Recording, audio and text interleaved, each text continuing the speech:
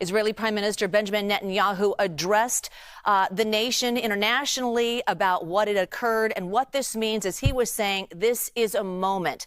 Now, CBS News reporter Courtney Kealy joining me again live with more context, certainly a stern message and heartfelt, obviously, to the hostages and to the families. What more did you glean from this? Well, there's quite a lot to unpack here. Remember, Prime Minister Netanyahu is an embattled prime minister. The domestic approval ratings have been down. The hostages' families have been upset with him. He spoke directly to anyone left in Hamas and Gaza, saying, "It is put down your weapons, give us our loved ones back." He assured that his top commitment is getting all the loved ones back from Gaza. We also know that some of them have been deceased, but they want all bodies back. They want all loved ones back who are alive. He spoke to the Palestinians. Sinwar has ruined your life. He spoke several times about darkness making light, turning into light. He invoked God. He talked about King David. And he basically also said, which is really important, the task at hand has yet to be completed. This is not over with Sinwar, which was my interpretation, what he said. Is the war over? No. He called for patience. He called for courage. He wants this chief terrorist and this worst,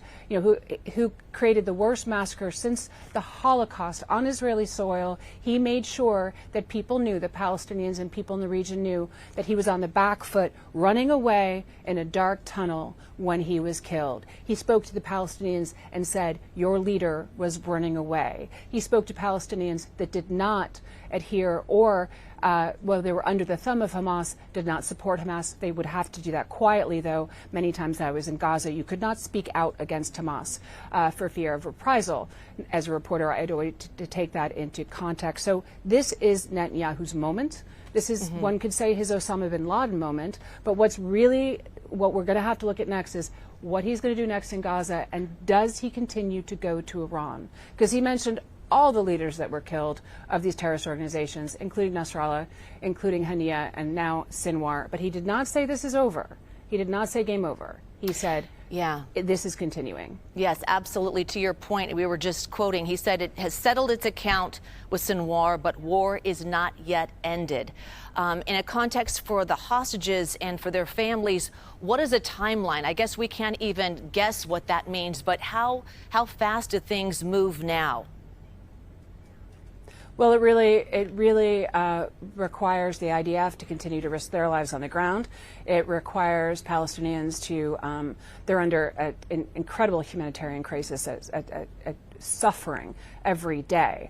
Where are the hostages? Do the IDF have eyes on them? Were they waiting to kill Sinwar so they could get to them? This is going to have to unfold, probably not in the day or days to come, but maybe weeks to come. We're going to have to watch and wait and see. That's critical to get those hostages home. Will Netanyahu actually be able to do that? That's the big question mark. Will Israeli soldiers continue to risk their lives and be killed in the north in the fight with Hezbollah? Will airstrikes continue on Beirut? Will they continue saying they're going after the remnants of Hezbollah and Hamas? Will civilians in the region still being killed, women and children, under these Israeli airstrikes? What about the Iranian the retribution for those Iranian ballistic missiles? So we're looking at a lot of things in play. But right now, this was Prime Minister Netanyahu's moment to say, we got him. We got this person who ruled with a messianic zeal, who believed that everything came with a cost. He didn't mind. He really spoke out about letting Palestinians risk their lives or be killed in the name of killing Israelis, and that's what happened. Over 1,200 were killed in the Hamas massacres. We've seen tens of thousands being killed in Gaza, and now we've seen 1 million displaced in Beirut. So this has caused a huge issue throughout the region, and Netanyahu has always made clear his ultimate enemy, his ultimate foe, is the Islamic Republic of Iran, and that's what I'm keeping my eye on. So obviously Netanyahu declaring the moment for himself and for international movement. But I am curious, with Sinwar being the mastermind, as you were describing, is there a hierarchy in sense? Is there a second in command, or did he just rule and that's going to be a game changer for developments to come? He was one of the forefathers. He spent 22 years in Israeli jails learning Hebrew and studying quote, his enemy. When he was released in that prisoner swap in 2011, after the release of the Israeli soldier Gilad Shalit, he came in, but he was not the leader. You have people like Khalid Mashal, who's still alive, more of a senior leader, more semi-retired, but could be coming out at any time to speak about this. We don't know really the state of play with Al-Qassam brigades or what Hamas leadership looks like in Gaza, but they've always had a diaspora. They have existed in Beirut. They kept a satellite bureau there. Some of them existed because they had been expelled from Gaza and never went back. So is this, just like Hezbollah we're looking, is this the decimation of this whole leadership? Will Fatah and other Palestinian groups be able to come in the vacuum? What will happen right now? But what we're left with is a decimated Gaza with a humanitarian crisis, hostages still there, and Sinwar, who would not give up despite the Israeli airstrikes, despite the starvation and hunger, despite the killing of his own people. He's gone. And what does that mean for Palestinians? What does it mean for the Lebanese? What does it mean for Hamas in terms of how much of their leadership is left? Like Hezbollah and Nasrallah, it's unclear. But they got a long-time devotee that brought Hamas into, like I said, a messianic zealotry of killing Israelis, only functioning to destroy the state of Israel, sacrificing their own people for the idea of killing Israelis and going after the Israeli state. He is no longer there. Will Hamas actually wave a red flag? Who in Hamas still exists? You have the social welfare group, you've got people and civilians, but will people come out in Gaza and be happy to have Hamas gone? But no one is happy in Gaza. It's decimated, it's destroyed. People don't even have the basic healthcare needs, the basic sanitation. Netanyahu might claim a victory in this, and it is a victory for the IDF to get Sinwar, and it will take out an obstacle towards peace. But we're left with a region that is absolutely devastated right now. Israelis, Lebanese, and mostly Palestinians, including the West Bank. So there'll be a lot of international intervention immediately. We'll have to see what President Biden says next when he gets off, when he arrives in Germany. CBS News reporter Courtney Kealy. Courtney, thank you so much. All right, while continuing coverage on this breaking news out of the Middle East, Israel says that Hamas's top leader, Yahya Sinwar, killed by Israeli forces in Gaza. Prime Minister Benjamin Netanyahu says Israel has settled its account with Sinwar, but war is not yet ended. Sinwar has been described as, quote, the mastermind behind the brutal attacks on October 7th. Israeli Minister of Defense relaying this statement: the state of Israel has brought justice with the elimination of Yahya Sinwar, a vile murderer and terrorist. Sinwar is the terrorist, the master terrorist who planned and carried out the October 7th massacre, during which so many innocent Israelis were murdered.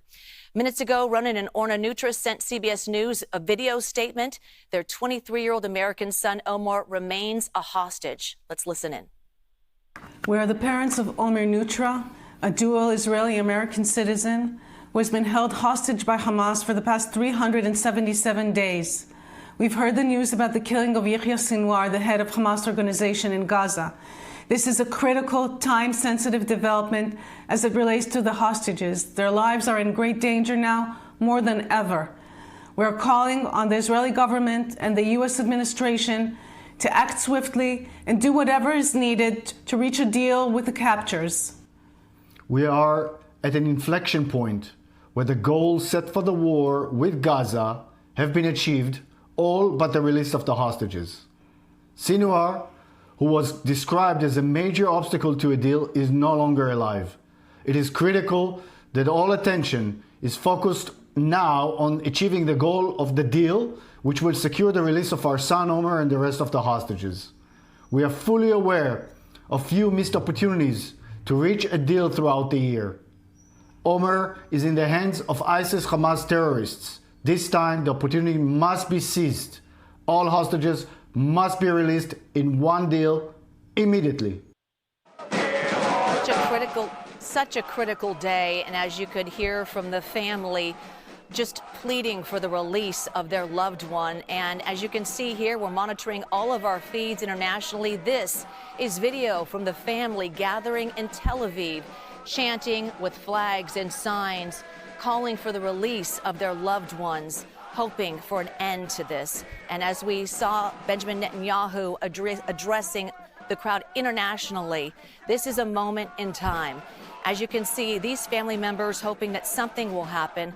We're also waiting for the State Department to give a briefing on what happened in the Middle East. So when the spokesperson, Matthew Miller, takes the mic, we'll certainly bring that to you on CBS News 24/7. We've been covering this breaking news all morning long with the confirmation Israel's foreign minister says that Hamas's top leader, Yahya Sinwar, was killed by Israeli forces in Gaza. He's been described as, quote, the mastermind behind the brutal attacks on October 7th.